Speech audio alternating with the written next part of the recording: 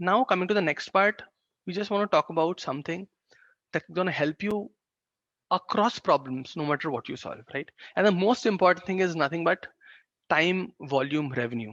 This I've already clarified in my past problem, that whenever you're asked to find the market size of a certain product, it's very important that you clarify with the interviewer ki, sir, ma'am, what is the time period that you want me to look at? And when you say market size, are you referring to the volume or are you referring to the revenue that you're making out of it? Now, it's very easy to calculate. When you are asked to calculate the revenue, it's nothing but the volume multiplied by the unit price.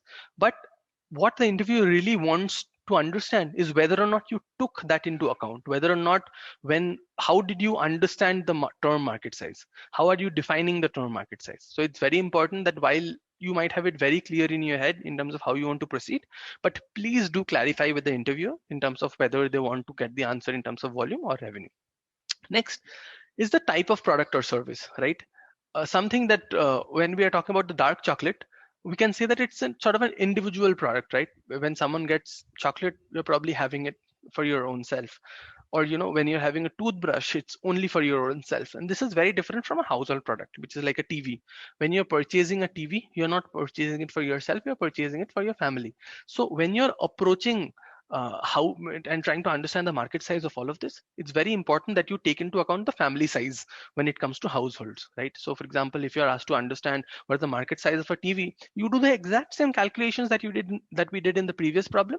However, you take a, I'm going to assume that the average household size is 4 or 5, and therefore my number of households or the total my market size comes down by that factor, because not everyone's going to buy multiple TVs for themselves. Not It's not something that's consumed by individuals, it's something that's consumed by households. But when we do the same thing on a toothbrush, because it's used by individuals and not shared across the household, there we're looking at it at an individual level.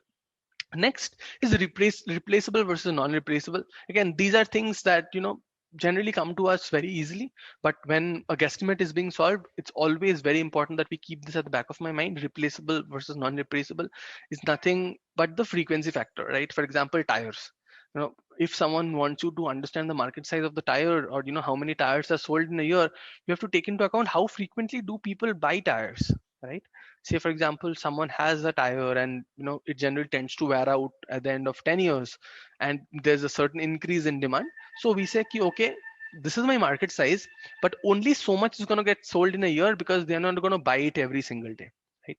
But when you're say doing a house, when you're trying to calculate, it's something that goes on for a very long time, and you're probably assuming that people are going to have one house over their lifetime, so they're not going to replace it. And this is very different from when you're talking about a chocolate, which is an impulse purchase, and there's no lifetime to the product. You're buying it time and again. It's not like you're buying it once and it goes on for a long period of time. So this is another factor that you should take into account, whether it's replaceable versus non-replaceable. Next is a conversion factor. Now conversion factor is nothing but assumptions, and an example is revenue from a signage or a billboard, right? So if someone asks you, okay, I roped in Ranveer Singh as my brand ambassador, and I'm gonna put the billboard right outside Phoenix Market City, and I'm gonna look at an amazing increase in sales. Now, can you tell me what is the increase in revenue that I might look at? And you honestly have no idea, right, how to go about this. So you're going to say, okay, great. I'm assuming that the billboard is located in this particular place. And in a mall like Phoenix Market City, so many people come in, so many people are going to see the ad. X percentage, a Y percentage of those people are going to recollect the ad, and a Z% of those people are going to actually end up making the purchase decision because he or she saw that ad. So there are Please. multiple. Sorry, was there a question? Okay. I'm just going to go on. So, for example, there are multiple levels to it, right?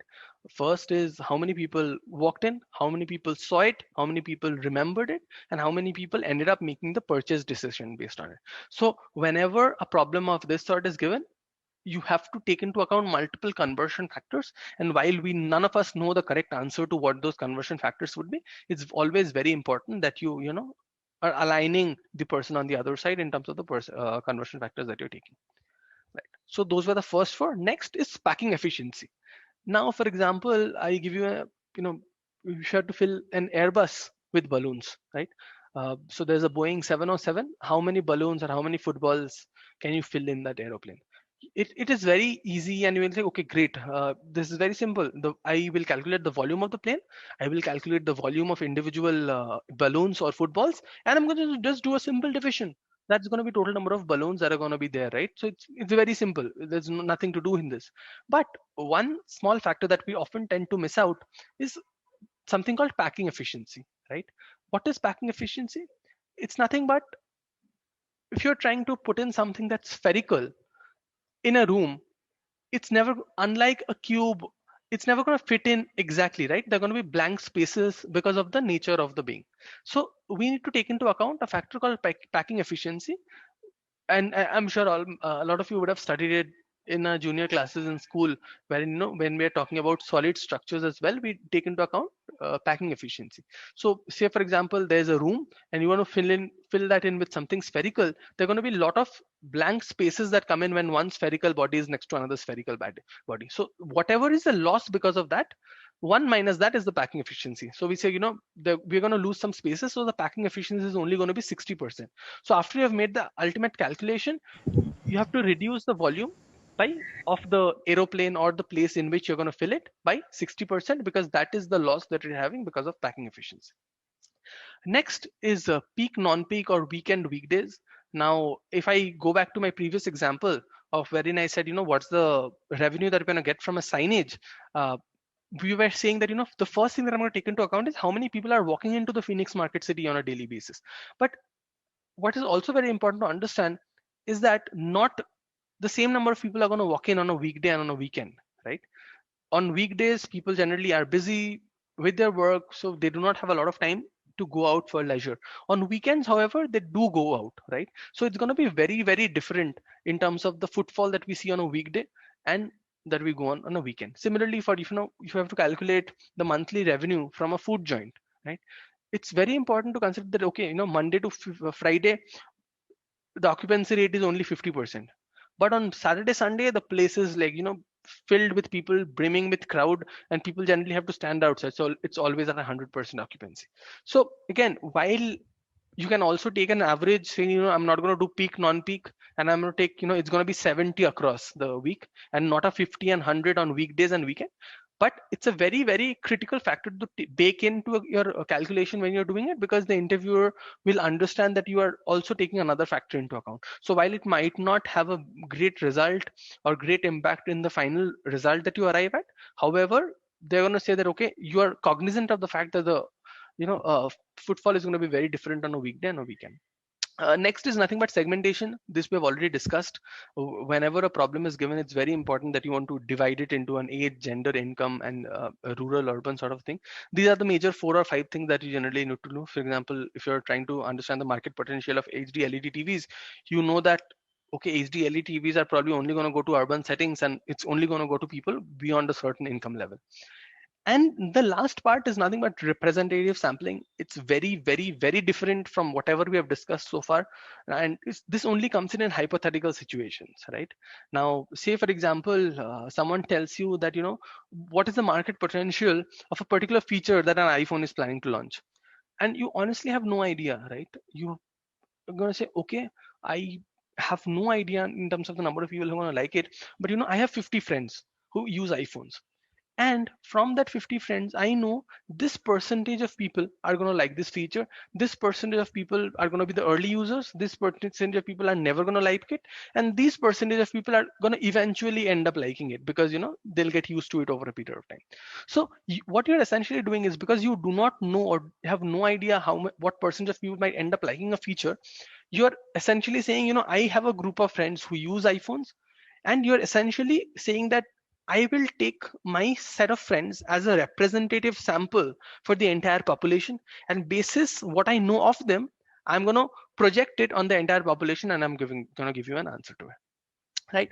So these are broadly the 8 things that you sort of need to keep in mind when you're solving a problem: time, volume, revenue, type of product or service, replaceable or non-replaceable, conversion factor, packing efficiency, peak, non-peak, segmentation, and representative sampling.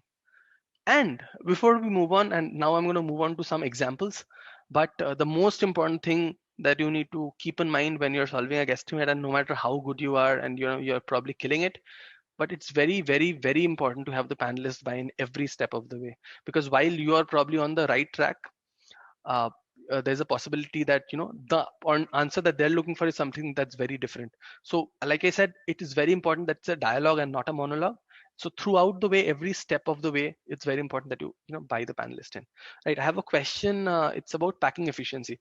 Right, packing efficiency is nothing but, say for example, you have uh, a cube, which is, say for example, the room that I'm in. It is a cube, and in this I want to fill in balls. Right, now football is a spherical body, right? So if I place 5 or 6 footballs together, you will know that while they're stacking up on each other, there are blank spaces below, because it's not an exact match. It's not like pieces of a jigsaw that fit right on. So if I had cubes instead, a cube sits one on top of the other exactly, and there are no blank spaces left. However, when it's a spherical body, because of the nature of its being, I place a football here on top, there will be some space left on the right wherein I cannot put in another football because it's too small. So that is the packing efficiency. So even if you try to fill a place with the best of your abilities, there will be some white space that will be left behind because they are solids and it's not an exact fit. So whatever is the loss that's happening because of that, that's the packing efficiency.